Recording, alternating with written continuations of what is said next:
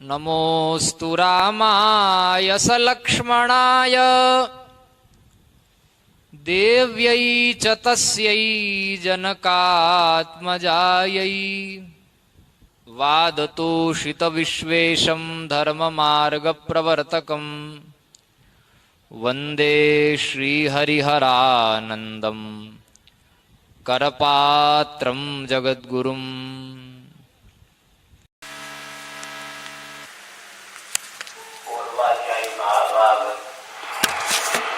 के पूर्वाश्रम का नाम चंद्रशेखर दवे था। अवधीच्य ब्राह्मण कुल का शरीर था। गुजरात परंपरा का इधर द्विवेदी कहते हैं, उसी का अपभ्रंश दवे। पूर्वज राजस्थान में आकर बस गए थे। व्यावरा क्षेत्र में महाभाग का प्रादुर्भाव हुआ था। लालन पालन व्यावर में हुआ, जो कि अजमेर के पास। जब वे 14 वर्ष की अवस्था के थे तब गांधी जी से उनका शास्त्रार्थ हुआ था। गांधी जी का यह पक्ष था कि वेदादि शास्त्रों में हिंदुओं के अमुक वर्ग को कहीं भी अस्पृश्य नहीं कहा गया है। अस्पृश्यता वेदादि शास्त्र सम्मत नहीं है। पूर्वाचार्य महाराज से शास्त्रार्थ करने पर गांधी जी पराजित हुए, जबकि श्री चंद्रशेखर दवे की आयु कुल 14 वर्ष की थी। गांधी जी ने कहा कि आज से मैं वेदादि शास्त्रों को प्रमाण नहीं मानूंगा, क्योंकि इस बालक ने सिद्ध कर दिया कि वेदादि शास्त्रों में अस्पृश्यता है। तो उन ग्रंथों को मैं प्रामाणिक नहीं मानूंगा जिनमें अस्पृश्यता का वर्णन है। एक स्वर्णिम इतिहास है कि 14 साल की अवस्था में ही गांधी जी को उनके सामने घुटना टेकने के लिए बाध्य होना पड़ा था। उनके शिष्य व्यावर में अभी जीवित हो या ना हो, उन्होंने छोटी आयु में ही चरक संहिता अध्ययन कराया था। बहुत ऊंचे वो वैद्य भी थे और व्याकरण के तो दिग्गज विद्वान थे। वाराणसी में महाशय महाभाग जी, जो कालांतर में हमारे पूज्य गुरुदेव के दंडी स्वामी शिष्य हुए, उनसे व्याकरण का अध्ययन किया था। मीमांसा तीर्थ भी थे, न्याय आदि शास्त्रों के जानकार तो थे ही, साथ ही साथ धर्मसंघ के मंच पर आरंभ से रहने के कारण शास्त्रार्थ महारथ थे। आज समाजी आदि कोई भी क्यों ना हो, श्री राम शर्मा के चेले आदि उनका नाम सुनकर कांपते थे। कम्युनिस्ट भी उनसे बहुत घबराते थे। यह हमने संकेत किया। शास्त्रार्थ के लिए सदा उद्यत रहते थे। समय पर्याप्त हो गया है। वे पूर्वाश्रम में, गृहस्थाश्रम में, जयपुर जो राजस्थान में है, वहाँ महाराजा कॉलेज के प्रिंसिपल प्रधानाचार्य थे। और उस समय भी बहुत विचित्र उनकी स्थिति थी। सरकार की ओर से रविवार की छुट्टी घोषित की गई। उन्होंने कहा नहीं, 30 साल से हम विद्यापीठ में अवकाश घोषित करेंगे। सरकार की बिल्कुल बात नहीं मानी। अष्टमी आदि जो तिथि होती है उसके अनुसार से उन्होंने अवकाश को क्रियान्वित किया। बहुत ऊंची बात है और आपको सुनकर आश्चर्य होगा, कुछ आप हंसेंगे अभी। जामनगर गुजरात में है। आयुर्वेद की दृष्टि से वो निरीक्षक के पद पर नियुक्त किए गए थे। वैद्य भी बहुत ऊंचे थे, तो निरीक्षक के पद पर वे आयुर्वेदिक कॉलेज में नियुक्त किए गए थे।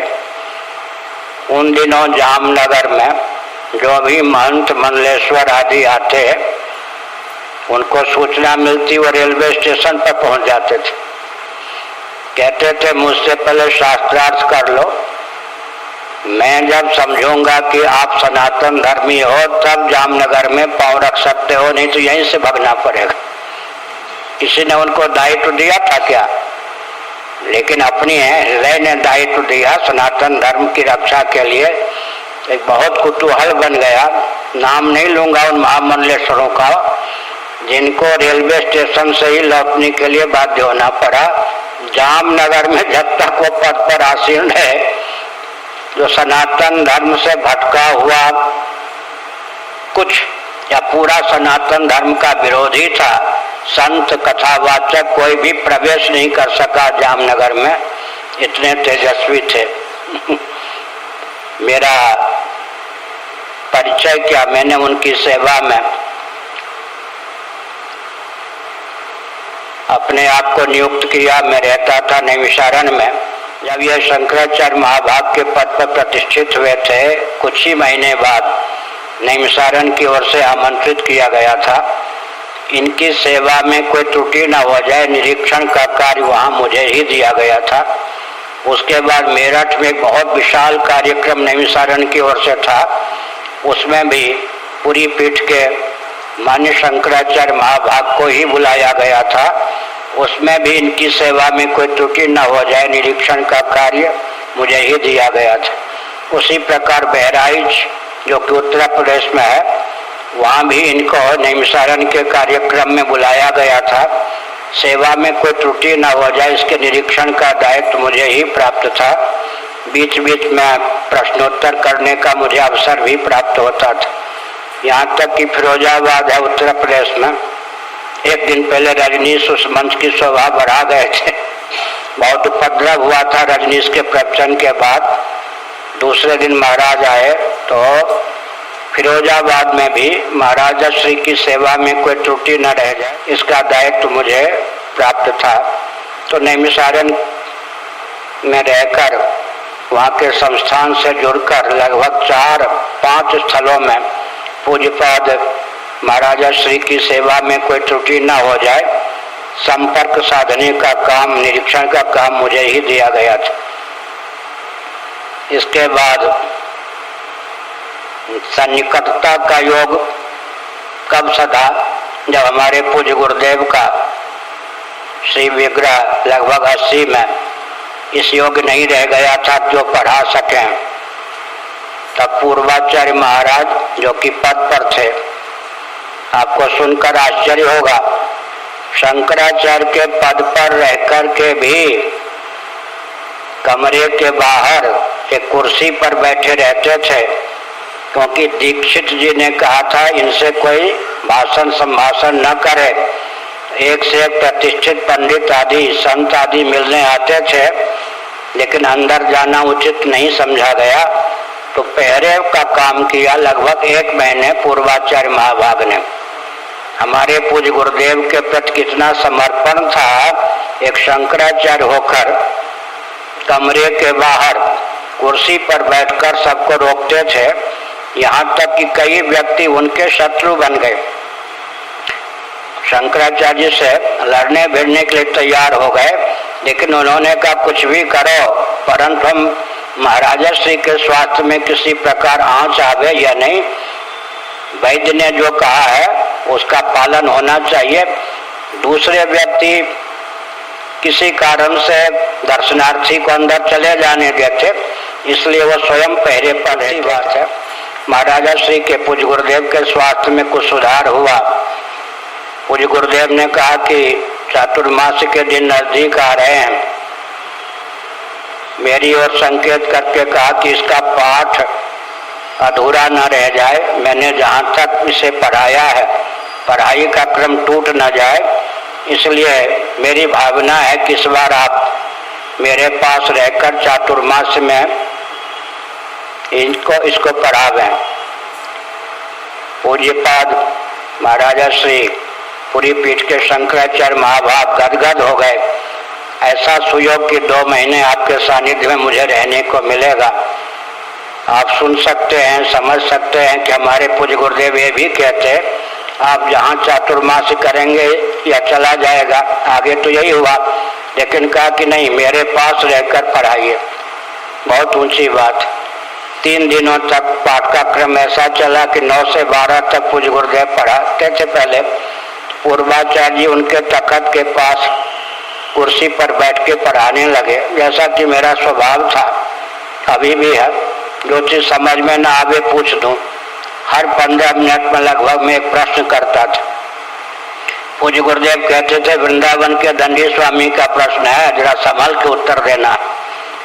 3 दिनों के बाद पूज्य गुरुदेव ने एकांत में कहा, मुझसे इन्होंने खंडन खंड खाद ये सब पढ़ा है, बहुत ऊंचे विद्वान हैं, लेकिन अध्यात्म ग्रंथों को कैसे पढ़ाते हैं मैंने इन्हें कभी पढ़ाते हुए नहीं देखा था। तो दक्षता पूर्वक पढ़ा सकेंगे या नहीं ये मुझे पता नहीं था, इसलिए मैंने उनसे कहा कि यही चातुर्मास कीजिए। 3 दिनों में जो मैंने देखा, बहुत दक्षता पूर्वक ये वेदांत के ऊंचे से ऊंचे ग्रंथ पढ़ाते हैं, पढ़ा सकते हैं। अब परिस्थिति यह है कि 3 घंटे तक तख्त पर बैठे रहने योग्य शरीर नहीं है और लेट करके ब्रह्म विद्या का श्रवण करना सर्वथा ब्रह्म विद्या का तिरस्कार है। अब शंकराचार्य जी से जाकर तुम प्रार्थना करो, अगर वे उचित समझें, शंकराचार्य के पद पर हैं, तो पृथक कमरा में कल से पाठ चले। मैंने ऐसा ही कहा तो उन्होंने कहा, महाराज जी को 3 घंटे बैठने में बहुत कष्ट होता, लेकिन हमारा भी सौभाग्य था कि 9 घंटे कम से कम 3 दिनों में हमने जो पढ़ाया, महाराजा श्री ने भी उसका आस्वादन लिया।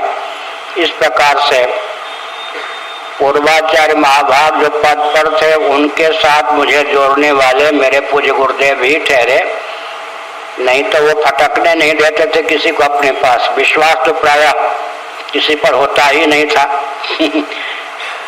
मेरा परिचय तो 1964 से था, लेकिन पूज्य गुरुदेव का जोड़ा हुआ जब हो गया, तब से उन्होंने मुझे अपना लिया। और जैसा कि आपने सुना, लगभग 3 वर्षों तक उन्होंने प्रयास किया कि मैं शंकराचार्य हो जाऊं। मैं इधर उधर घूमता रहा, मैंने कहा कि मैं इस योग्य नहीं हूं, कहलवाया भी। अंत में यहाँ से पत्र गया कि बीमारी की स्थिति में वो याद कर रहे हैं महाराज जी, उनकी भावना आज्ञा है कि आप आकर मिल लें। सबने कहा कि इस हालत में आना ही चाहिए। मैं केवल रुग्णावस्था में दर्शन के लिए यहाँ आया था, लेकिन मुझसे कहा कि देखो, जब तक सांस है मैं किसी को शंकराचार्य के पद पर प्रतिष्ठित करना उचित नहीं समझता। तुम्हारी क्या राय है? मैंने कहा बिल्कुल मेरी भी राय यही है। लेकिन बात क्या थी, चुपके से वे कटक के मिश्र जी एक वकील हाई कोर्ट के, उनको बुलाकर वसीयत लिखवा रहे थे। मैं चुपके से यहाँ से भाग न जाऊं, इसलिए मुझे उससे कहा कि जीवन भर मैं किसी को उत्तराधिकारी बनाने वाला नहीं। उन्होंने अपने सारे शिष्यों के नाम निरस्त करके, पूर्व के 2 वसीयतों को नष्ट करके मेरे नाम एक स्वतंत्र वसीयत बनवाकर चिन्मयानंद जी महाराज को कहा कि इनको भगने न दें और कल इनको शंकराचार्य के पद पर मुझे प्रतिष्ठित करना है, अभिषिक्त करना है। इतना ऊंचा त्याग जीवन काल में शंकराचार्य के पद पर रहते हुए पद छोड़ना प्रथम घटना। बहुत ऊंचा पद होता है। आजकल भले ही कुछ 2-4 व्यक्ति इधर उधर शंकराचार्य बन के घूमने लगे हों, इस पद की गरिमा को तिरस्कृत कर रहे हों, पर शंकराचार्य का पद तो विश्व में आध्यात्मिक दृष्टि से सर्वोत्कृष्ट पद है। इसके समान और इससे बढ़कर तो कोई पद न राष्ट्रपति का है, न पोप का है, न प्रधानमंत्री का है। लेकिन उन्होंने इतना बड़ा त्याग किया कि अभिषेक किया।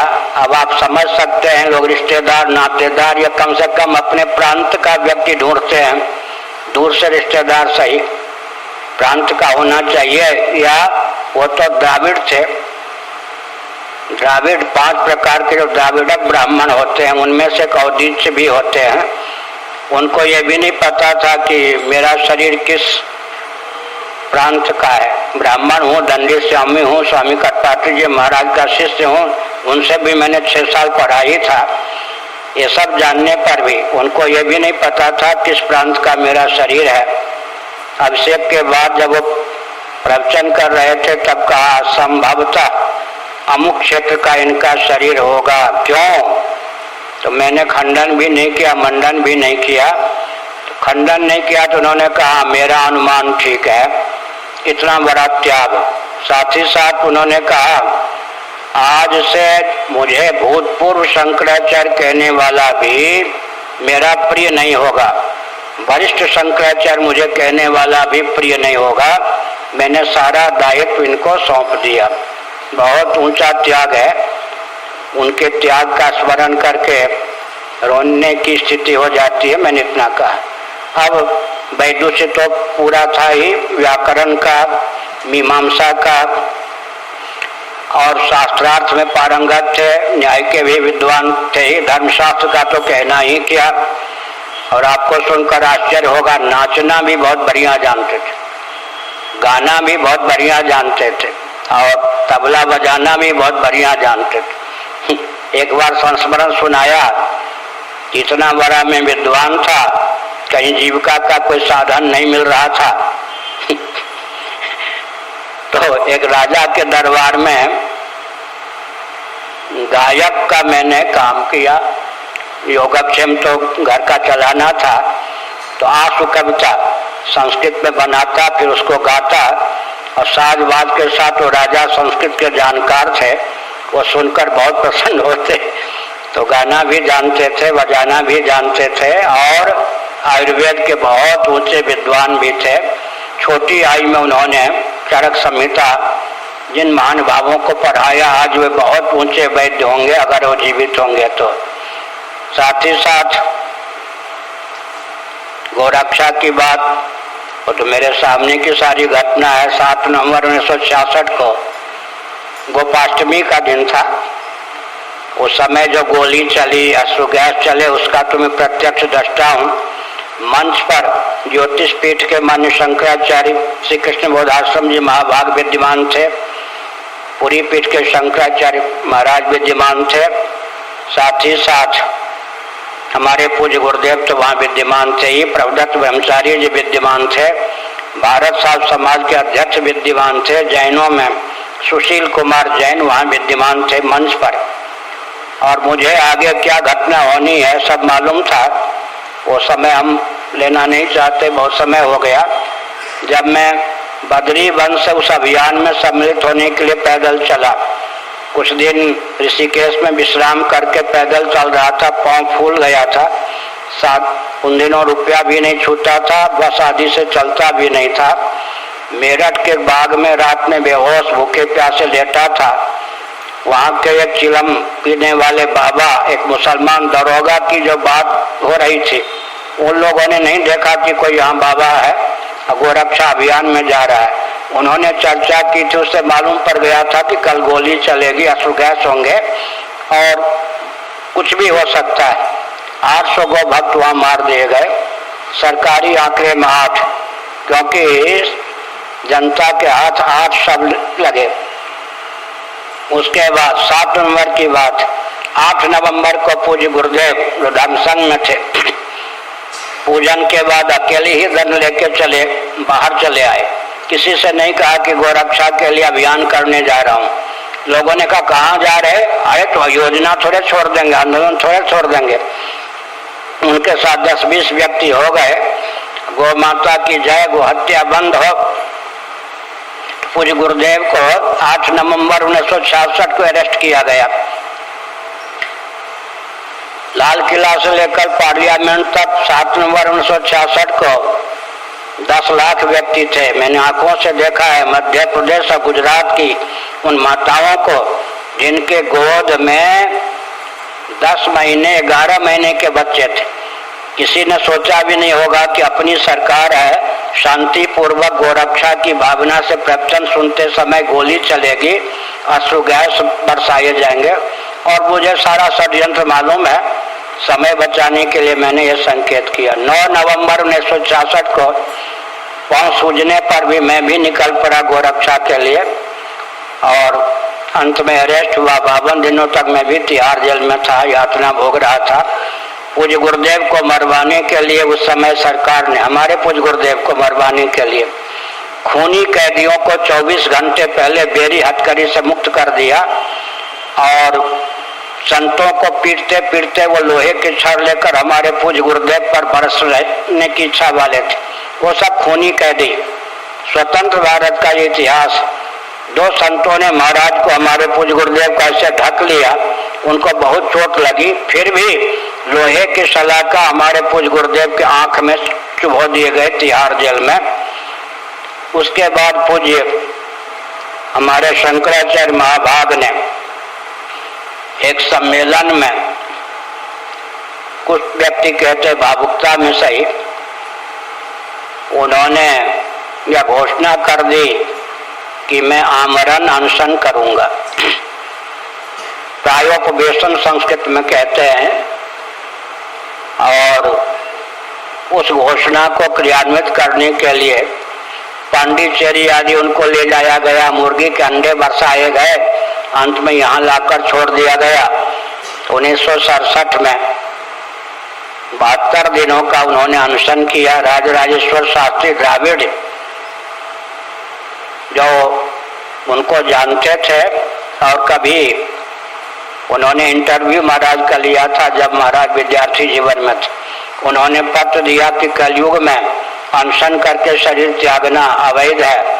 आप शास्त्र के दिग्गज विद्वान हैं, शंकराचार्य के पद पर प्रतिष्ठित हैं, फिर आप अनशन कैसे कर रहे हैं? शास्त्रीय ढंग से मुझे उत्तर मिलना चाहिए। पूज्य गुरुदेव ने कहा कि ठीक है, आप बहुत बड़े दिग्गज विद्वान हैं, लेकिन पराक व्रत कलयुग में भी किया जा सकता है, जो 12 दिनों का होता है। तो 12 छक्के 72 मैं 12 दिन व्रत करके फिर संकल्प लेता हूँ, फिर 12 दिनों तक करता हूँ। इस प्रकार 72 दिन अनशन के हो गए थे। उस समय का चित्र उनका देखेंगे, हड्डी हड्डी। तब हमारे पूज्य गुरुदेव ने बानक बनाया कि ऐसे महापुरुष चल बसेंगे, सरकार का तो कुछ बिगड़ेगा नहीं। एक विद्वान, मनीषी, सत्याग्रही, क्रांतिकारी भगत सिंह इत्यादि का तो हम नाम सुनते हैं। हम तो महाराज के साथ बहुत रहे हैं और 64 से संपर्क रहा है। हमने देखा है उन क्रांतिकारी महापुरुष को। महाराज ने आकर के स्वयं अनशन तोड़वाया कि मेरे अनुरोध पर आप अनशन तोड़िए, अपने प्राणों की रक्षा कीजिए। बहुत बड़ा इतिहास है। इंदिरा गांधी उस समय प्रधानमंत्री थी। जगजीवन राम जी को उन्होंने यहाँ आश्वासन देने के लिए भेजा था कि महाराज अपने प्राणों की रक्षा करें और देह त्याग न करें, गोरक्षा का पूरा वचन आश्वासन मुझसे प्राप्त करें। तो अभी पूज्यपाद ने कहा नहीं, सरकार के द्वारा दिया गया आश्वासन विश्वसनीय नहीं होता। जब हमारे पूज्य गुरुदेव ने अनुरोध किया तब जाकर उन्होंने अनशन किया। ये मैंने उनकी बात कही। देवराला कांड चला था, बहुत बड़ा सती कांड राजस्थान में। उस समय कार की दुर्घटना में महाराज की स्थिति बहुत खराब हो गई थी। मैं काशी में गया था दर्शन करने। उसके बाद उन्होंने कहा कि नहीं, अथर्ववेद के भाष्य में शरणाचार्य महाभाग ने एक स्मृति का वचन उद्धृत किया है, जिससे सतीत्व का समर्थन प्राप्त होता है। उधर माद्री, कुंती, ये सब रामायण महाभारत इत्यादि से सब प्रमाण इकट्ठा किया। जोशी मठ के जो शंकराचार्य महाभाग थे, सती होने के पक्षधर नहीं थे, उनको बुलाकर उन्होंने अनुकूल किया। ये सब प्रकरण चला। अंत में राजस्थान की एक घटना है। वहाँ राजस्थान में भयंकर बहुत विशाल यही सती को लेकर सभा का आयोजन था। वहाँ पर एसपी आ गए मेरे सामने, महाराज हमको आदेश है अरेस्ट करने का और हम भी कुलीन हैं, आप शंकराचार्य हैं, सती के ऊपर आप न बोले, हमारा अनुरोध है, हमारी नौकरी का प्रश्न है और आप शंकराचार्य के पद पर हैं, ऐसा न हो कि अरेस्ट करना पड़े। उन्होंने कहा मुझसे वाल्मीकि रामायण और महाभारत ले चलो। हमने कहा ठीक। कहा कि तुम कलेक्टर कलेक्टर जो भी हो, मुख्यमंत्री सबको बुला लो, मैं सती पर ही आज बोलूंगा सभा में, जिसके दमखम हो आके मुझे अरेस्ट करे। और सब अब कलेक्टर बेचारा गया, वहाँ वो सब लोग आए थे, बाद में मन के आसपास थे। सबसे पहले मुझको माइक पकड़ा दिया कि सती पर बोलिए। मैं लगभग 45 मिनटों तक मैंने प्रवचन किया सती पर, अपने गले की माला सब डाल दी। कहा कि ये मेरे शिष्य विद्यार्थी ने कहा है, अब मैं इनका गुरु बोल रहा हूँ, माई का लाल हो, दूध पिया हो माँ का, तो फिर मुझे अरेस्ट करे कोई शक्ति? कौन अरेस्ट करने का साहस कर सकता है? आचार्य तुलसी वैश्य कुल के थे, उनकी समाधि बीकानेर में है, जैन थे। अग्नि परीक्षा नामक एक पुस्तक लिखी जिसमें भगवती सीता के लिए अभद्र शब्दों का प्रयोग किया। जैन थे वो आचार्य तुलसी। भगवती सीता को लेकर अग्नि परीक्षा नामक ग्रंथ में बहुत ही कटाक्ष किया भगवती सीता पर। राम सुखदास जी ने मुझको स्वयं बताया कि उस समय लगता था कि पुरी के शंकराचार्य के हनुमान जी का अवतार है। ये राजस्थान में ऐसी परिस्थिति उत्पन्न कर दी जाकर, राजस्थान का जो पला हुआ शरीर था ही, राजस्थान में ऐसी परिस्थिति उत्पन्न कर दी कि अंत में वो पुस्तक सरकार को जब्त करनी पड़ी और आचार्य तुलसी और उनके अनुयायियों को पूरे मुँह की खाने के लिए बाध्य होना पड़ा। इतने बड़े दक्षिण भारत में एक माता ने कुछ बोल दिया, वो बाबा वेश में थी और सैकड़ों किलोमीटर की यात्रा करके पर्वत की गुफा में, बहुत घाटी में वो महिला रहती थी, उसके यहाँ पहुंच गए शास्त्रार्थ करो। अब वो तो हक्के बक्के हो गए, शंकराचार्य आए हैं पुरी के। अंत में कहा मैं आपकी बालिका हूँ, वहाँ जो कुछ क्षमा कीजिए, शास्त्रार्थ क्या करेंगे? मतलब ये सनातन धर्म की रक्षा के लिए प्राणों को हथेली पर लिए रहते थे। बहुत ऊंची बात। एक पार्लियामेंट में जब सती की बात चल रही थी, हिंदू लोग कह रहे थे सांसद जेल में डालो, फांसी की सजा दे दो। केवल 2 सिख ने उस समय समर्थन किया था, एमपी एक सिख ने। शंकराचार्य के दायित्व का निर्वाह कर रहे पुरी के शंकराचार्य, उनको कहने का अधिकार है ये है। तो हमने ये कहा कि सतीत्व की रक्षा के लिए, गोवंश की रक्षा के लिए उनका जीवन समर्पित था और शास्त्र की रक्षा के लिए कहीं कहीं तो ये भी दृश्य आ गया पंजाब आदि में। उन्होंने कहा मैं माँ के गर्भ से बाबा होकर नहीं जन्मा हूँ, शास्त्र से मानते हो तो मानो सामने वाले, नहीं तो माइक उठा कर कहा कि तुम्हारी खोपड़ी पर बजाऊंगा, इससे तो मानोगे फिर। माने एकदम उनको शास्त्र विरुद्ध एक वाक्य भी कोई बोल दे सही नहीं था। तो हमने एक संकेत किया कि बहादुरी की पराकाष्ठा शास्त्रार्थ महारथ थे। पूज्य गुरुदेव के प्रति कितनी आस्था थी उसका भी इतिहास है। उनके पिताजी ने जब वो छोटी आयु के थे अपने 2 या 3 बालकों को ला के रख दिया कि जिसको चाहे महाराज मैं समर्पित करने के लिए तैयार हूँ। पूज्य गुरुदेव ने कहा मुझे देखकर जो मुस्कुरा देगा वो मेरा होगा। ये बालक थे जब, तब चंद्रशेखर दवे जी पूज्य गुरुदेव को देखकर मुस्कुरा दिया। महाराज ने कहा ये मेरे हैं, लेकिन इनको पढ़ाओ लिखाओ, गृहस्थ आश्रम में ले चलो, उसके बाद जो होगा। और ये पूज्य गुरुदेव के प्रति कितनी आस्था थी।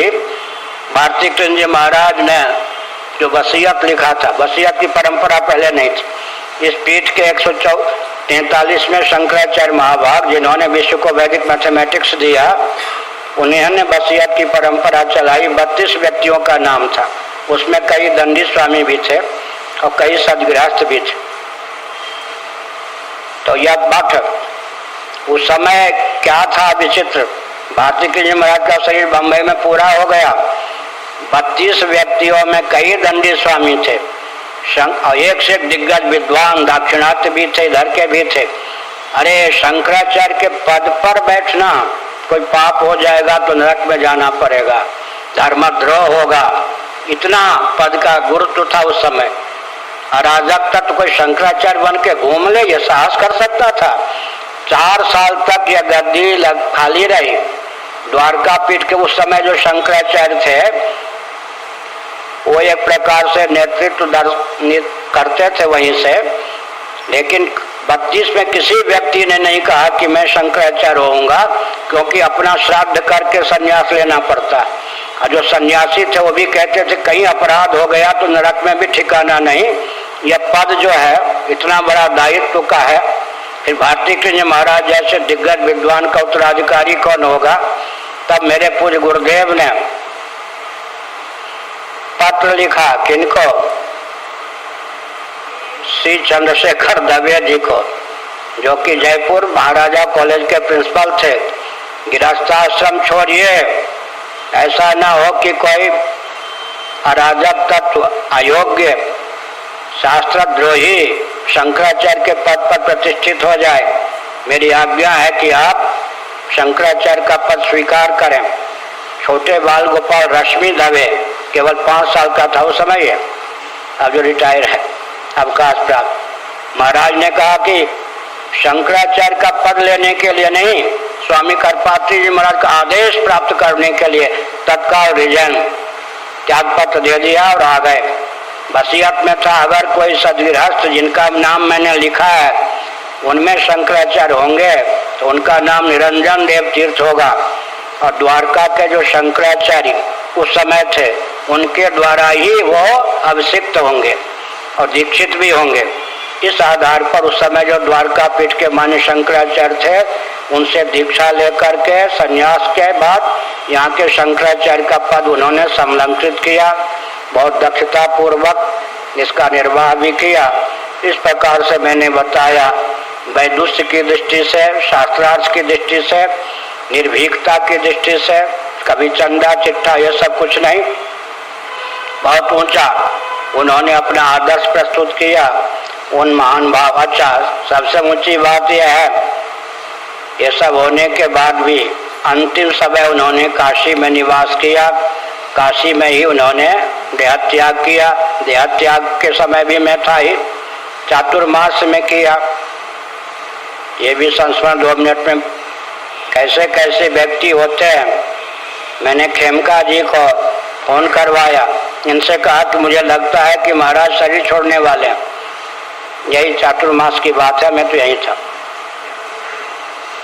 वहां से आया कि बिल्कुल तो महाराज के पास ही रहता हूँ, महाराज बिल्कुल स्वस्थ हैं, ताकि मैं ना आ सकूं।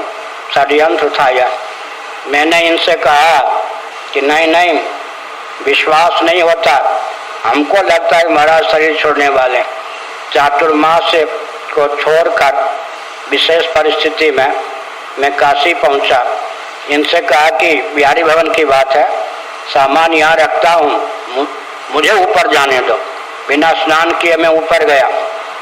एक चक्रपाणी जी, बहुत अच्छे विद्वान, महाराज को तो चेतना नहीं थी, लेटे हुए थे। वो विष्णु सहस्त्र नाम का पाठ सुना रहे थे, और जो चिकित्सक थे वैद्य जी, उनके पुत्र वहाँ बैठे थे। मैंने देखा, महाराज की सांस गति देखी। मैंने कहा ये चिकित्सक कौन है? ये। हमने कहा आप क्या कर रहे हो? नमक को बारीक पिसवाकर घी में डालकर छाती पर मलो। महाराज को सांस लेने में अवरुद्धता का अनुभव हो रहा है। उन्होंने मेरी बात मान ली। वैद्य नहीं तो कह रहे तुम वैद्य थोड़े हो, ऐसा तो नहीं कहा, मान ली। नीचे आपसे मैंने स्नान भी नहीं किया था। फिर मैंने कहा सर्वेश्वर जी पूजन कर रहे थे बगल वाले कमरे। सर्वेश्वर जी, महाराज को बाहर ले चलो। वो पूजन छोड़ के कूदे। फिर हमने कहा कि भस्म लगाओ, रुद्राक्ष की माला पहनाओ। बाहर दीवार के सहारे बैठाया गया। फिर मेरे मुंह से निकला कि मैं 20 मिनट कीर्तन करता हूँ, आप लोग कीजिए। ठीक 20वें मिनट में महाराज का शरीर पूरा हुआ। तो काशी की बात है। फिर जो कुछ कांड हुआ वो तो अलग अलग है। तो ऐसे महान भाव गौरक्षा की दृष्टि से, सनातन धर्म की दृष्टि से और सतीत्व की रक्षा की दृष्टि से बहुत ऊंची बात है। अपने जीवन काल में, चाहे गृहस्थाश्रम में रहे हों, चाहे विद्यार्थी जीवन में, चाहे शंकराचार्य, शास्त्र विरुद्ध किसी की बात को सुनने के लिए तैयार नहीं। माधवाचार्य जैसे दिग्गज शास्त्रार्थ महारथ भी जब उन्होंने मर्यादा का त्याग करके विदेश, समुद्र पार के देश की यात्रा की, तो बिल्कुल उनसे संपर्क हट गया। ऐसे महाराजा श्री को हम आस्था पूर्वक श्रद्धांजलि प्रस्तुत करते हैं और उनके त्याग को तो स्मरण करके, त्याग का स्मरण करके हम विह्वल हो जाते हैं। न उन्होंने प्रांतीयता का ध्यान रखा, न ये ध्यान रखा कि मैं उनका दीक्षित सन्यासी शिष्य तो नहीं था। लेकिन अपने समस्त शिष्यों का हमसे कहा, मैंने अपना हाथ काटा है आपके लिए, जितने ये मेरे शिष्य सबके लिए लिखा है वसीयत में, ये मेरे पीठ के मेरी गद्दी के उत्तराधिकारी नहीं, ये नहीं, ये नहीं, ये नहीं। आपको शंकराचार्य पद पर, क्योंकि आप धर्म सम्राट के शिष्य हैं, इतना बड़ा त्याग, बहुत ऊंचा त्याग है, उन महापुरुष का हम अभिनंदन करते हैं। ऐसे महापुरुष समय समय पर इस देश को प्राप्त होते रहे। हर हर महादेव।